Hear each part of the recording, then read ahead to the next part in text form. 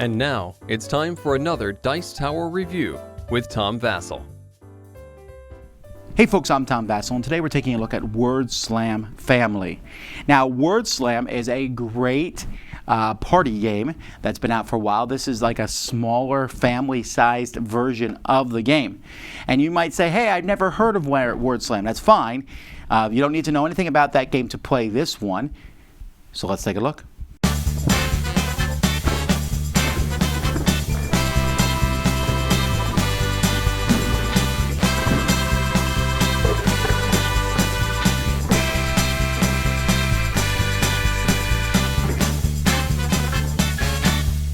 Everyone is split into two teams, although you can play 3 players. There's some slight differences for that. But usually you're going to split into 2 teams, and they're going to sit on 2 sides of the table, and you'll put the box, lid, and bottom in between the players like this. Each team is going to get a whole deck of cards here. One deck orange, the other deck blue, but the decks are exactly the same, and the decks are just full of all different words. You can see there's some number words here. Here we got transparent, opposite, mouth, place, fly, make, etc. Now, you also have another big, large deck of cards, and these cards are going to have different words on them. In fact, technically you're supposed to have these decks in different piles and pick some words, but whatever, I just shuffle them all together. There are 7 different types of cards. Each of these cards has a different category. So first we have animals. So here you can see the different words on here: meow, parakeet, violet, centaur, lynx, and birch. After that we have travel, outdoors, and history. So you can see some of the words for that. We have my favorite category, which is food and drink. So there's some of the words for that. Then there is web, and like modern words like ROFL. We have emotions and miscellaneous. That's a pink card. So there's some of that sort of things. I'm not sure how can is an emotion, but maybe just a can, who knows. Then there's a gray card: science, technology, and religion. And then finally, movies, music, and literature, or as we call it, pop culture. So you're going to have these cards have 12 rounds of the game, and in each round, 2 people are going to be essentially the people giving the clues. They're going to both look at the card. So you take the card, you look at the number on the next card, and that's the word. So here we're doing meow. And both of the clue givers will look at this word, and as long as they both know what it is, you can pick a different card if you don't know. Then we say go, and each of those players is going to be looking through here, looking for words that are going to help people think of meow. So I'm looking through here. Okay, so there's speak. I'll put down speak, and so people are going to be shouting out clues. However, they're going to be listening to the other team's words that they're doing. So I'm like, okay, I would like to find. Oh, there's animal. So it's an animal, speak. So maybe people now are getting a little bit closer to it. These are just the ways that I would do it. So I'm trying to think of different kinds of animals. Speak. I might use mouth to say meow, but you're not allowed to use the words in any other way. I can't like cover up the D here and drink and say, oh yes, there's a D. No. I'm just trying to use these words to somehow get my team to say meow. I can't hum. I can't say anything else. I have colors. It's not loud.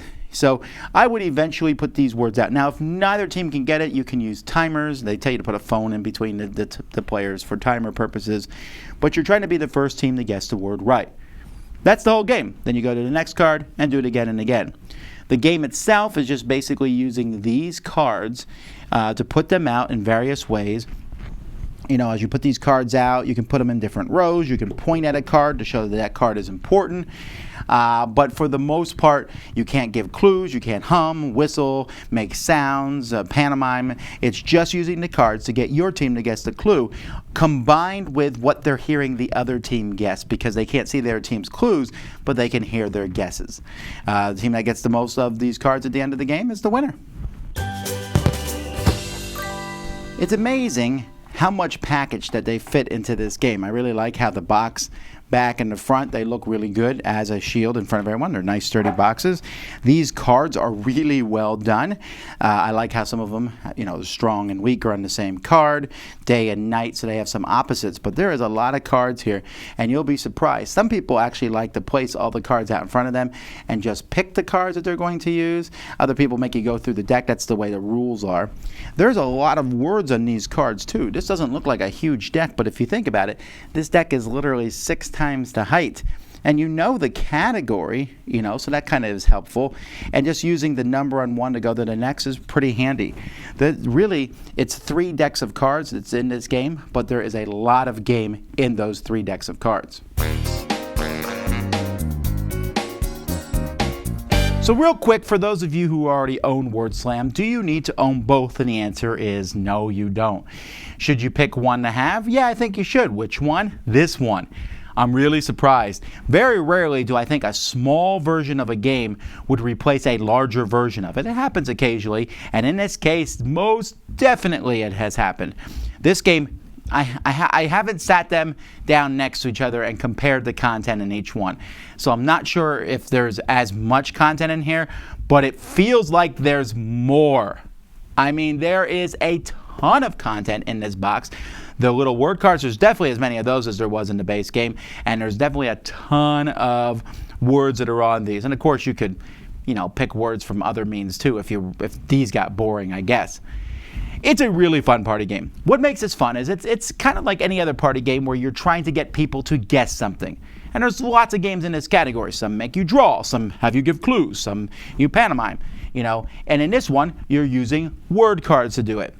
So that's part of the fun of the game, is using the word cards and trying to figure out the best way. The other part is listening to your opponent, other team, and the clues that they're guessing. You're like, wait a minute, because I was showing you, for example, animals speak. Another person, and maybe they're trying to get them in the clues, and someone shouts cat, and you're like, wait, cat, animals speak, meow. And that's what makes this game really good, is that back and forth between the teams. Combine that with a nice small package, good quality components. This is a party game that I think should be in most people's collections. You'll really enjoy it. I like it a lot. That's Word Slam Family. Dice Tower Judgment approved.